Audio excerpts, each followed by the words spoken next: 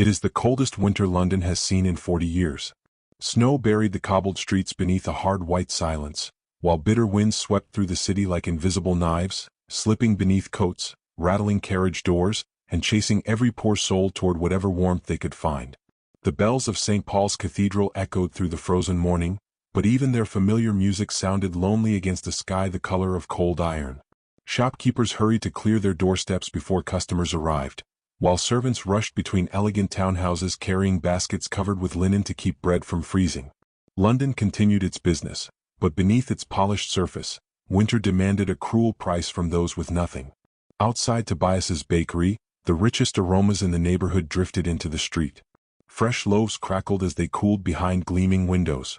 Golden pastries glistened beneath warm candlelight, and thick meat pies sent ribbons of fragrant steam into the frosted air. The scent alone was enough to make empty stomachs ache. Gentlemen paused to purchase breakfast before climbing into polished carriages, while ladies wrapped in expensive furs laughed softly beneath feathered hats, never noticing the woman kneeling beside the bakery wall. Elara Wren had stopped feeling the cold hours ago. At 24 years old, she had once possessed the quiet beauty of someone whose smile came easily, but hardship had carved exhaustion into every delicate feature.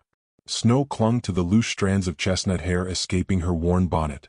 Her simple brown dress, once carefully mended by loving hands, now hung loosely around her frail shoulders, while an old wool shawl barely covered the unmistakable curve of her 8-month pregnant belly. Her cheeks were hollow from hunger, yet one hand never strayed far from the child growing beneath her heart, as though she could shield the little life from the world's cruelty with touch alone. 3 days had passed since she had eaten a proper meal. Her husband, Thomas, had died 4 months earlier when flames consumed the textile factory where he worked. There had been no body to bury, only a sealed wooden coffin filled with ashes gathered from the ruins. Before the morning flowers had wilted, his parents accused Elara of bringing misfortune into their family. They called the unborn child another mouth they refused to feed and pushed her into the street carrying nothing but a small bundle of clothes and the wedding ring she still wore beneath her thin gloves. She had searched tirelessly for honest work, but every employer looked at her swollen belly before shaking their heads. Winter had closed every remaining door. Her knees trembled against the frozen stone. She watched people carrying baskets overflowing with warm bread, roasted chestnuts, and fresh fruit imported from warmer countries. A little boy complained because his pastry had too much cinnamon, then threw half of it into the gutter without another thought. Elara looked away before the tears reached her eyes. Hunger was painful, but watching food wasted hurt in an entirely different way. Across the street, a magnificent black carriage rolled to a gentle stop. The horses wore silver harnesses polished so brightly they reflected the falling snow. The coachman's dark cloak bore the unmistakable crest of House Blackwood. Conversations quieted almost immediately. Shopkeepers straightened their backs. Even the guards standing nearby adjusted their posture. Duke Adrian Blackwood had arrived. The Duke stepped onto the snowy pavement without waiting for assistance. At 35, he possessed the commanding height and quiet confidence of a man accustomed to obedience, yet there was nothing arrogant in the way he carried himself. His black velvet winter coat was richly embroidered with gold thread and trimmed with dark sable fur, but grief had stripped away every trace of vanity. His clean-shaven face was handsome in a severe, almost sculpted way, framed by dark hair dusted with snowflakes. His gray eyes held the distant stillness of frozen lakes, beautiful but impossible to read. The people of London called him the Frozen Duke. 2 years earlier, his beloved wife and newborn son had died within the same terrible night. Since then, laughter had disappeared from Blackwood Manor. Invitations went unanswered. Ballrooms remained dark. Every Sunday morning, however, Adrian came to Tobias's bakery, ordered the same meal his wife had once adored, and barely touched a single bite before leaving. Today was no different. A servant arranged roasted meat, fresh bread, warm soup, butter, fruit preserves, and steaming tea upon a small table outside the bakery. Adrian sat quietly, staring at the untouched meal as snow settled across the edges of the tablecloth. It looked less like breakfast than an offering to someone who would never return. Hidden behind the lace curtains of a luxurious carriage parked farther along the street, Lady Corinne Ashford watched every movement with calculating interest. Beautiful, ambitious, and fiercely determined to become the next Duchess of Blackwood, she had spent months positioning herself wherever Adrian appeared. She mistook his silence for weakness and his loneliness for opportunity. Then she noticed the beggar woman. Her lips curled into a smile devoid of kindness. Elara tried to lower her eyes, but the smell of warm bread wrapped around her like a cruel memory. Her vision blurred. Her body swayed dangerously. She knew pride could not feed the child she carried. Slowly, painfully, she rose from the frozen pavement. Every step toward the Duke felt heavier than the last. Gentlemen frowned. Ladies whispered behind gloved hands. A servant instinctively moved to block her path, but Adrian lifted one finger without looking up. The servant stepped aside. Elara stopped several feet from the table. Her hands shook violently, though whether from cold or humiliation she no longer knew.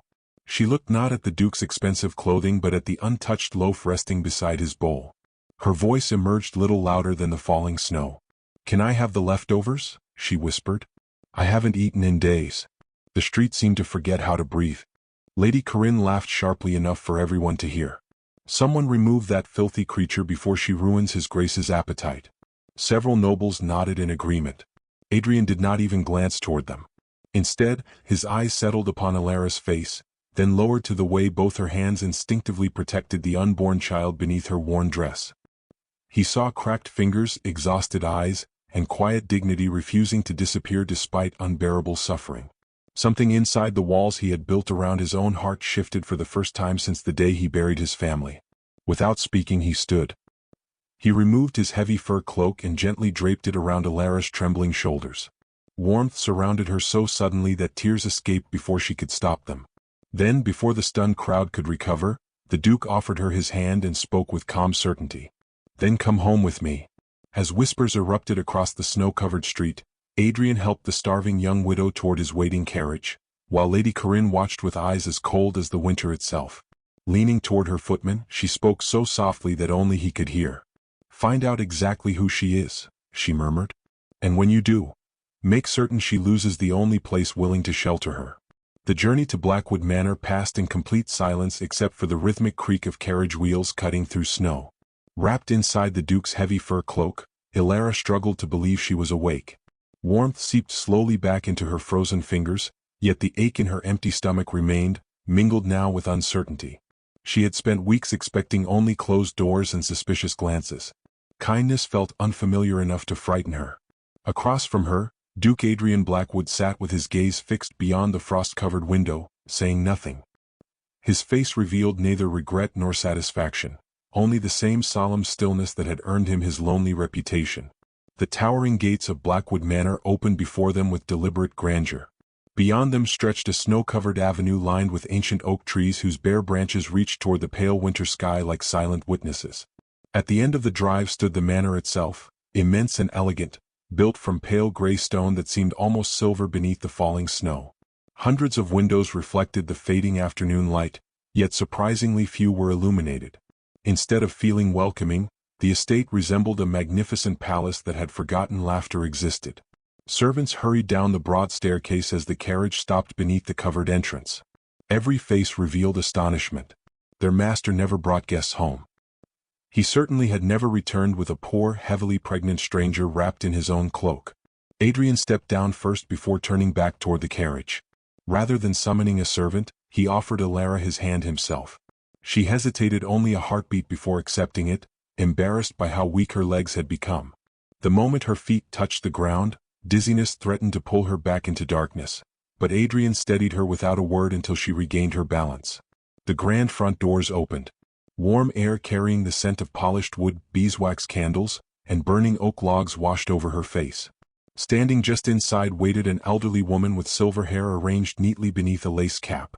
Though dressed in the modest black gown of a housekeeper, she carried herself with quiet dignity. "My goodness," she breathed softly. This was Mrs. Pemberley. She had served 3 generations of the Blackwood family and had watched Adrian grow from a spirited little boy into the silent man standing beside her. During the past 2 years she had witnessed grief extinguish the brightness in him one day at a time. Yet now, as she looked from the Duke to the exhausted young woman trembling beside him, something resembling hope flickered deep within her gentle eyes. "Prepare the blue guest room," Adrian said calmly. "Bring hot water, food, and send for Dr. Hawthorne." Mrs. Pemberley nodded immediately. "At once, Your Grace." No servant dared question the order. Within minutes Elara found herself seated beside a blazing fireplace while maids carefully removed her snow-soaked boots. Fresh towels warmed beside copper basins. Steam curled upward as scented water filled the room. Someone placed thick blankets around her shoulders while another hurried away to fetch clean clothing. She had never experienced such careful attention. It nearly brought her to tears. A tray soon appeared carrying fragrant vegetable soup, roasted chicken, fresh buttered bread, soft cheese, and warm tea sweetened with honey. Elara stared silently. Mrs. Pemberley smiled kindly. "You needn't ask permission, dear." The first spoonful almost hurt. Her empty stomach protested before slowly accepting nourishment it had nearly forgotten. She tried to eat politely, but hunger quickly overcame etiquette. Tears slipped down her cheeks as she finished every crumb of bread. Mrs. Pemberley quietly pretended not to notice. Afterward, Dr. Hawthorne completed a thorough examination. "The child is healthy," he announced with relief. "Exhaustion and starvation have weakened the mother, but with proper rest, warmth, and regular meals, I expect both will recover well." Only then did Adrian release the slow breath he had unconsciously been holding. He inclined his head once. "Thank you, doctor." Without another word he left the room. Elara watched the door close behind him. "He scarcely speaks," she whispered. Mrs. Pemberley folded another blanket across Elara's lap before settling into the nearby chair. "No," she answered gently. "Not anymore." She looked toward the dancing fire. This house once echoed with music. His Grace's late wife filled every room with laughter. She planted roses beneath every window and insisted every servant join the Christmas feast. Then came the night she and their little son were lost. The older woman's voice trembled. "The nursery has remained locked ever since. Every mirror was covered. Every celebration ended. He isn't cruel, child." She paused. "He's buried." That evening Elara wandered only as far as the window overlooking the gardens. Snow-blanketed marble statues and sleeping fountains. The estate looked breathtaking beneath moonlight, yet strangely abandoned. Even beauty seemed lonely here. The following morning she awoke determined not to become a burden. Ignoring Mrs. Pemberley's protests, she helped fold clean linens. She thanked every maid by name after carefully learning each introduction. She repaired a torn apron for one kitchen servant and quietly soothed a frightened scullery girl who had accidentally dropped an expensive porcelain plate. Her kindness spread gently through the household, surprising servants accustomed to strict distance between themselves and guests. Late that night sleep refused to come. The child within her shifted restlessly while silence pressed against every wall. Following the faint memory of comforting scents from childhood, Elara slipped downstairs toward the vast kitchen. There she found flour, yeast, and a small crock of honey. Almost instinctively her hands remembered. She kneaded dough slowly, patiently, humming the lullaby her mother had sung while baking winter bread. The rhythmic motion calmed both her anxious heart and the unborn baby. Before long, warm loaves browned inside the brick oven, filling the sleeping manor with the irresistible fragrance of fresh bread. Footsteps echoed behind her. She turned quickly. Adrian stood quietly in the doorway wearing only a dark dressing robe, his hair slightly tousled from sleep. Neither spoke. He simply breathed in the familiar scent. "My wife baked whenever storms frightened her," he said after a long silence. His voice sounded rough as though unused. "I hoped." Elara began nervously before lowering her eyes. "I hoped the smell might make this house feel warmer." Adrian stepped closer. He broke off a small piece from one steaming loaf. The butter melted instantly against its golden crust. He tasted it. For one brief, astonishing moment, the corner of his mouth lifted. Not quite a smile, but close enough that Mrs. Pemberley, watching unseen from the hallway, covered her own mouth to stop herself from crying. The next afternoon, while carrying folded linens upstairs, Elara noticed a single corridor untouched by everyday life. Dust rested upon polished floors despite the servants' careful work elsewhere. At its end stood an elegant white door decorated with faded blue ribbons. She heard nothing. Then, a man's quiet voice. "Adrian." He was speaking softly beyond the locked nursery door. Not loudly enough to understand the words. Only enough to hear unbearable loneliness. Elara quietly placed a tray holding warm bread and freshly brewed tea outside the door before walking away without knocking. The following morning, when she passed that corridor again, the tray was empty. That evening, just as snow began falling once more across Blackwood Manor, an elegant carriage rolled beneath the front entrance. From it descended Lady Corinne Ashford, dressed in emerald velvet and fox fur, smiling graciously at every servant she passed. But the instant she saw Elara standing beside Mrs. Pemberley wearing one of the late Duchess's modest winter gowns, carefully altered to fit her pregnancy, something cold and dangerous flashed behind her beautiful eyes. Folding her gloved hands, Corinne offered a smile sharp enough to wound. "How touching," she murmured. "It seems His Grace has replaced one duchess with a beggar before London has even begun to whisper." Lady Corinne Ashford wasted no time.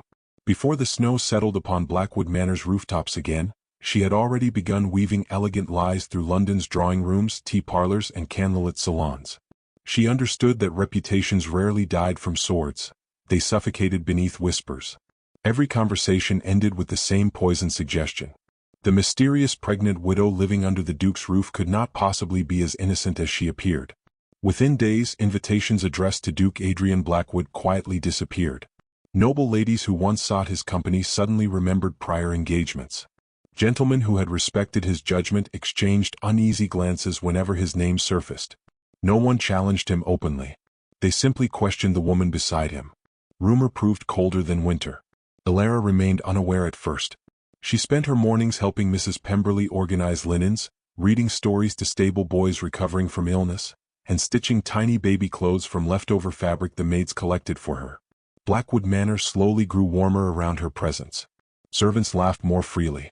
Candles burned later into the evening. Even Adrian lingered longer at dinner, occasionally asking simple questions about her childhood or her late husband before silence gently returned. Those quiet moments frightened Corinne more than any public declaration could have. She visited widows, donated generously to charities, and smiled with practiced elegance while privately paying messengers to hunt through Alara's past. They eventually found Thomas Wren's parents, still bitter after their son's death and eager for easy money. Corinne placed a heavy purse upon their table. Gold outweighed conscience. Soon false statements appeared bearing respectable signatures. They claimed Alara had stolen jewelry, deceived employers, and betrayed her husband before his death. Forged church records suggested the unborn child had been conceived before her marriage. Every page looked authentic beneath official seals purchased through bribery. Meanwhile, Adrian noticed London's sudden distance but refused to discuss it. He had spent years ignoring society's opinions. Yet this time the whispers reached beyond himself. They followed Alara whenever she accompanied Mrs. Pemberley into town for doctor's appointments. Shopkeepers who had greeted her warmly days earlier now became strangely reserved. Mothers quietly pulled children aside. Doors closed moments sooner than necessary. Alara sensed the change without understanding its source. One snowy afternoon she returned carrying fresh herbs for the kitchen. A pair of fashionable women passed the manor gates. One deliberately spoke loud enough for Alara to hear. "Some women trap lonely men with tears," she remarked. "The wealthy never learn," answered the other. Alara lowered her eyes and continued walking, though every word settled heavily upon her heart. Mrs. Pemberley noticed immediately. "Pay them no mind," she urged. "I am trying," Alara replied softly, resting both hands upon her rounded belly. But lies seem louder than truth. The housekeeper embraced her. "Truth walks slowly. Does it always arrive?" Mrs. Pemberley hesitated. "It must." A week later Blackwood Manor hosted a modest winter gathering honoring several charitable hospitals. Adrian accepted only because the donations would fund beds for orphan children. Corinne considered it the perfect stage. Crystal chandeliers illuminated the grand ballroom while musicians performed gentle waltzes. Nobles filled the room with polished smiles and hidden calculations. Alara wore a simple blue gown altered carefully to accommodate her pregnancy. She neither sought attention nor attempted to avoid it. Adrian remained quietly at her side throughout the evening, an unspoken promise of protection. Then Corinne struck. She stepped gracefully into the center of the ballroom holding a leather portfolio. "Your Grace," she began sweetly, "I regret disturbing such a worthy occasion, but I could not remain silent while your generosity is being exploited." Conversation ceased. She removed several documents. "I have gathered testimony concerning Miss Alara Wren." Gasps echoed softly. One by one she presented sworn statements, forged parish records, and fabricated accusations before the assembled guests. Each page appeared official. Each lie sounded painfully believable. Thomas Wren's parents had signed declarations claiming they expelled Alara because she stole family heirlooms and dishonored their son. Another witness insisted she regularly manipulated wealthy benefactors. Corinne never raised her voice. Calm certainty proved far deadlier. Adrian accepted the papers. His face revealed nothing. He read every page. Silence stretched across the ballroom until even the musicians stopped playing. Alara stood motionless. She recognized none of the words describing her life. Finally Adrian looked toward her. Pain shadowed his eyes. "Tell me," he said quietly. Only those nearest could hear. "Is any of this true?" The question pierced more deeply than every accusation combined. Ilara stared at the man who had offered her shelter when the world offered nothing. She had expected anger. She had expected disappointment. She had never expected doubt. A fragile sadness crossed her face before dignity steadied her voice. "I begged once," she whispered. "For bread." She removed the Duke's fur cloak from her shoulders and folded it carefully into his hands. "I will never beg to be believed." Without another word she turned away. Mrs. Pemberley called after her. Adrian reached instinctively forward. Neither stopped her. Snow greeted Ilara outside like an old companion. The wind stung her cheeks as she walked through darkening streets carrying only a small bundle of clothing. Every step away from Blackwood Manor felt heavier than the last, yet she refused to look back. Tears blurred the lantern lights until they shimmered like distant stars. Halfway across the marketplace a sharp pain seized her. She froze. Another followed. Her breath caught. The baby was coming far too soon. She struggled onward before her knees buckled beneath her. A familiar voice cried out. "Child?" Old Tobias hurried from his bakery, horror filling his weathered face. He remembered turning her away weeks earlier. Without hesitation he lifted her gently into his arms. "Forgive an old fool," he whispered. He carried her upstairs while calling for hot water and blankets. Then he turned toward his young grandson. "Run to Blackwood Manor," he ordered urgently. "Do not stop." Back at the manor, Mrs. Pemberley searched Corinne's discarded portfolio after the guests departed. Something about the signatures troubled her. Comparing old estate records with the witness statements, she discovered identical handwriting beneath different names. Her hands trembled. The evidence had been forged. She rushed toward Adrian's study clutching the papers. Before she reached the door, frantic pounding thundered through the entrance hall. Tobias's grandson stumbled inside, breathless and covered in snow. "Your Grace," he gasped. "The lady, she's in labor, and the midwife says she may not survive the night." The boy's desperate words echoed through Blackwood Manor like a church bell announcing disaster. For one suspended heartbeat, no one moved. Snow melted from the child's boots onto the polished marble floor while his frightened eyes searched the Duke's face. Mrs. Pemberley clutched the forged documents against her chest, tears already filling her eyes. Adrian stood utterly still, the weight of his mistake crashing over him with unbearable force. Every doubt he had allowed into his heart now felt like a betrayal that could cost 2 innocent lives. He snatched the papers from Mrs. Pemberley's trembling hands. "They're forged," she whispered. "Every one of them. The signatures match the same hand. Lady Corinne bought those lies." Adrian did not answer. He no longer needed words. He saw only Ilara walking away through the snow, returning his cloak with quiet dignity instead of defending herself. She had trusted his kindness more than anyone else's, and when that trust mattered most, he had asked whether she deserved it. The memory struck harder than any blade. Within moments he was racing through the entrance hall. "Prepare my horse," he commanded. A servant hurried forward. "Your Grace, the roads are impossible. Please take the carriage." "No." The single word carried such desperate certainty that no one dared argue. Outside, the blizzard had become merciless. Wind drove curtains of snow across the grounds, swallowing roads and landmarks alike. Stable hands struggled to calm the Duke's powerful black stallion as Adrian swung into the saddle without assistance. Ice gathered almost instantly upon his coat, but he scarcely noticed. He dug his heels into the horse. The animal surged forward.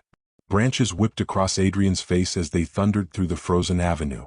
Snow stung his eyes until tears became indistinguishable from melting ice. Every pounding hoofbeat echoed another memory, another failure. He remembered running through hospital corridors 2 years earlier while physicians fought to save his wife. He remembered arriving too late.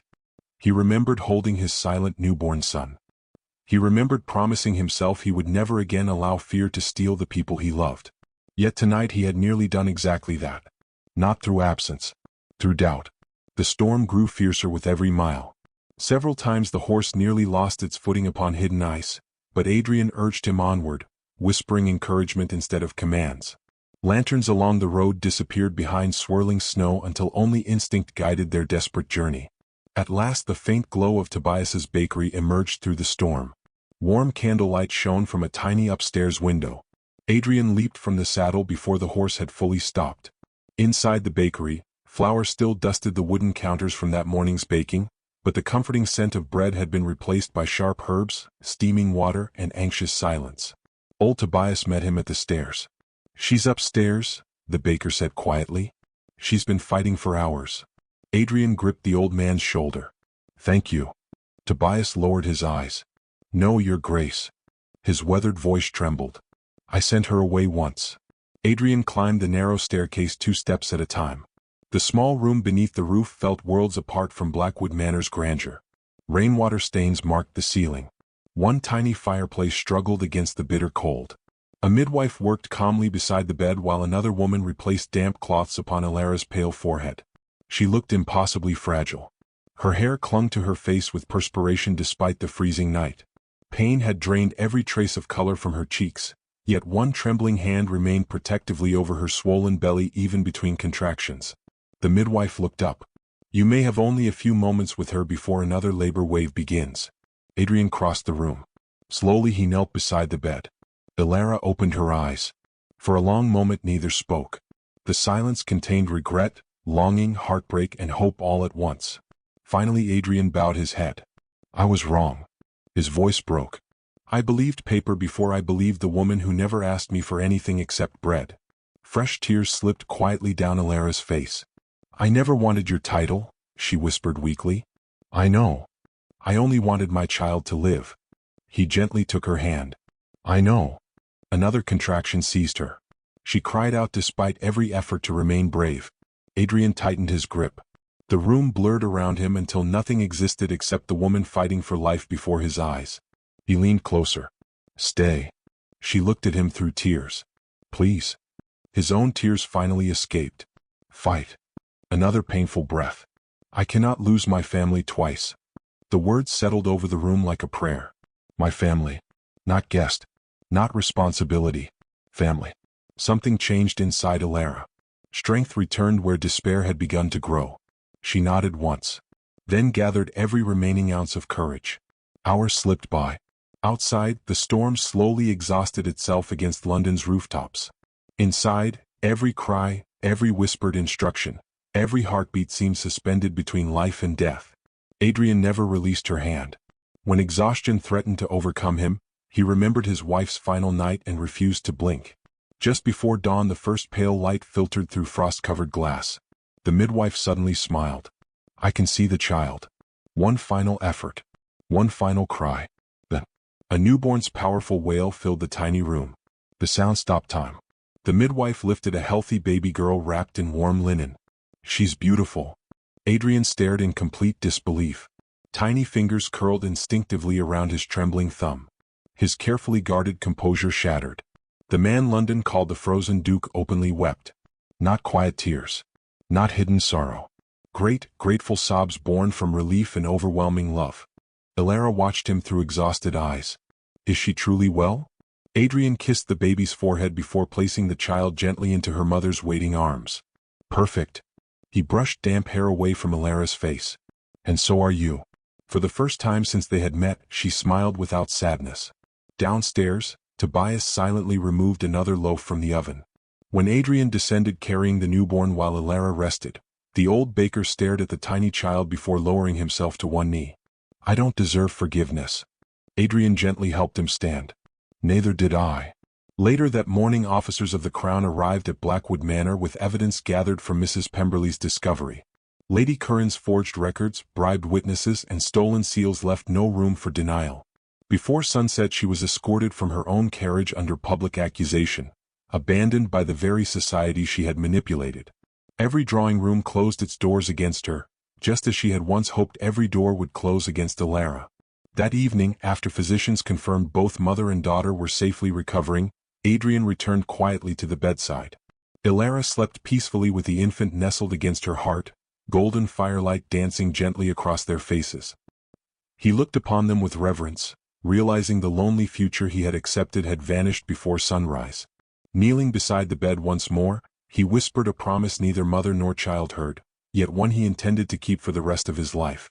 I will spend every tomorrow earning the right to be your home. 1 month after the longest night of his life, the first signs of spring finally appeared across London. Snow retreated from the streets in uneven patches, revealing cobblestones that glistened beneath gentle rain.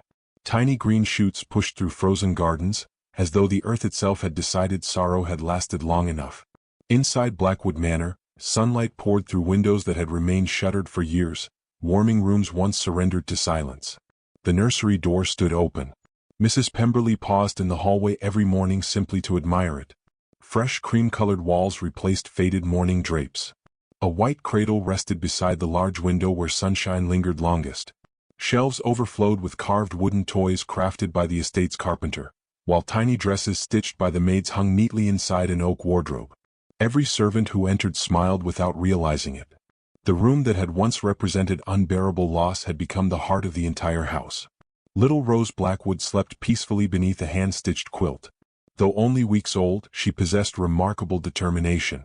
Whenever Adrian entered the nursery, her tiny fingers instinctively reached toward the sound of his voice. He had once feared holding another child, terrified that love itself invited tragedy. Now he eagerly lifted his daughter every chance he received, carefully supporting her tiny head while walking slowly through the manor, speaking softly about gardens she would someday explore and horses she would one day ride. The servants often watched from hidden corners. Their master had changed. The stern Duke who once passed silently through endless corridors now stopped to ask after stable boys recovering from illness. He remembered birthdays. He thanked kitchen maids by name. Laughter, awkward at first, genuine later, occasionally escaped him without warning. Blackwood Manor no longer resembled a grand tomb. It had become a family home again. Alara recovered steadily. Dr. Hawthorne insisted she avoid heavy work, though she stubbornly found gentle ways to remain useful. She embroidered blankets for orphaned infants at London's charity hospital, organized books neglected in the library, and spent quiet afternoons reading beside Rose's cradle while sunlight danced across polished wooden floors. The deep exhaustion left by months of hunger slowly faded, replaced by healthy color returning to her cheeks. Yet one wound lingered quietly beneath her gentle smile. Trust healed more slowly than the body. Adrian recognized it. He never demanded forgiveness. Instead, he earned it one ordinary day at a time. Every morning he carried breakfast to her himself before attending estate business. Every evening he returned early enough to rock Rose to sleep while Alara rested. Sometimes they walked through the gardens together without speaking much. Words no longer felt necessary. Small kindnesses gradually rebuilt what one painful question had nearly destroyed. One afternoon Adrian discovered Alara sitting alone beside the old rose garden his late wife had planted years earlier. Tiny green leaves had begun appearing along bare branches. She looked thoughtfully toward them. "They survived winter," she murmured. "They always do," Adrian replied. She smiled faintly. "I wasn't speaking about the roses." He understood. Rather than answering immediately, he knelt beside the flower bed and carefully brushed away dead leaves covering the fresh growth. "I cannot erase the day I doubted you," he said quietly. "If I could trade every title I possess for that chance, I would." She studied his face. There was no pride remaining there. Only honesty. "You asked one question," she answered softly. "But afterward, you crossed a blizzard because the answer mattered." Their eyes met. The distance between them finally began to disappear. As spring deepened into early summer, Blackwood Manor hosted its first gathering in nearly 3 years. This time it was not a glittering ball, nor a political dinner. Adrian invited only people whose kindness had revealed itself when titles meant nothing. Mrs. Pemberley sat beside him like beloved family rather than staff. Dr. Hawthorne accepted with quiet surprise. Old Tobias arrived wearing his finest coat, nervously carrying several warm loaves baked before sunrise. Even the stable hands and kitchen maids shared the same long table. No distinctions. No separate rooms. Only gratitude. During the meal Adrian stood. He lifted his glass. "Everything I nearly lost," he began, "was saved by people society considered ordinary." His gaze rested upon Tobias. A baker. Then Mrs. Pemberley. A faithful friend. Then Alara. A woman whose courage proved greater than my own. Silence filled the room. Adrian reached into his pocket. From a small velvet box he removed a ring unlike any jewel London had ever admired.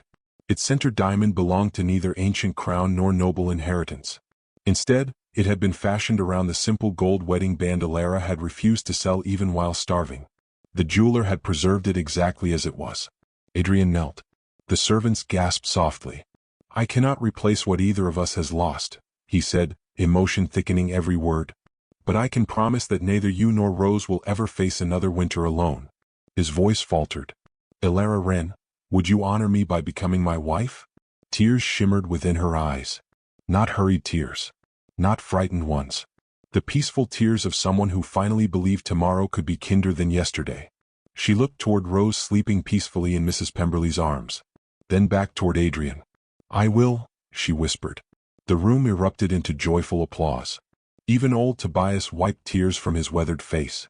Their wedding took place several weeks later in the little stone church where Elara had nearly died bringing Rose into the world. No royal orchestra played.